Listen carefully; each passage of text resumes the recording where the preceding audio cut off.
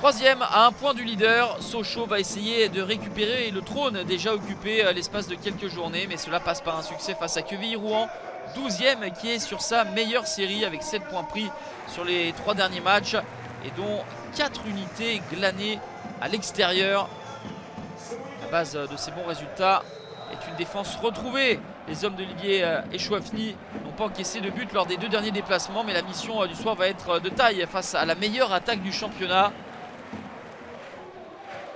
Première situation pour les hommes d'Olivier Guégan avec cette reprise pas facile à réaliser pour Aldo Kalulu, le ballon qui arrivait derrière le dos de l'attaquant formé à l'Olympique Lyonnais. Et c'est QRM qui va ouvrir le score à la 32e minute avec cette tête de Siam Ben Youssef, le Tunisien.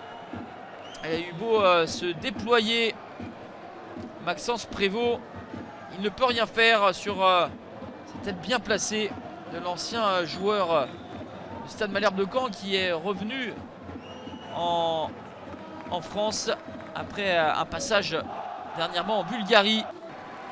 1-0 donc à la demi-heure de jeu dépassée pour QRM. Direction des Sochaliens avec ce coup franc qui semblait prendre le chemin du cadre. Ibrahim Sissoko trouve un inspiré Nicolas Lemaître. 1-0 à la mi-temps donc pour QRM. Pour l'heure, Olivier Echouafny joue un mauvais tour à l'ancienne équipe qu'il avait dirigée lors de la saison 2014-2015. Sochaux a remporté ses 4 derniers matchs à domicile, mais se retrouve en difficulté face à cette équipe de QRM, tout proche de doubler la mise. La réussite pour Maxence Prévost, le beau mouvement et la frappe de Louis Mafuta, le centrafricain. On était passé tout proche du 2-0 pour QRM et quelques instants plus tard, à la 57e, la faute sur Mauricio et le pénalty transformé par Ibrahim Sissoko. Un but partout avant l'heure de jeu. Égalisation de l'attaquant malien qui marque son 5e but de la saison. Ancien buteur en série des Chamois niortais qui a parfaitement pris le lead dans cette attaque sochalienne. Mais QRM va reprendre les devants à la 71e minute.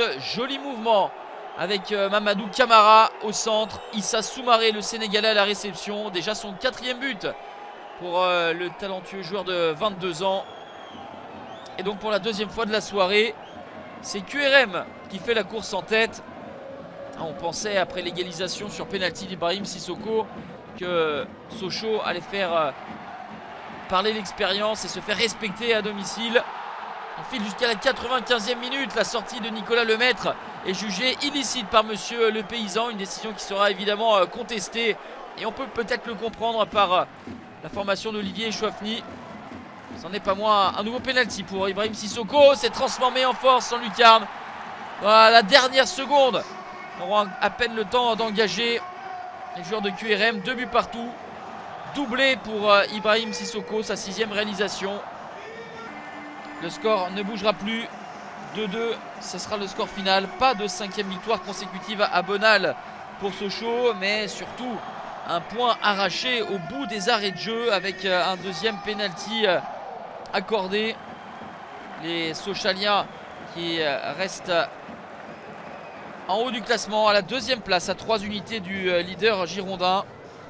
QRM est passé à côté d'un gros coup, mais ramène tout de même un nouveau bon résultat et compte 3 unités d'avance sur la zone rouge. C'est la première fois depuis son retour en Ligue 2 BKT que QRM enchaîne 4 matchs sans défaite.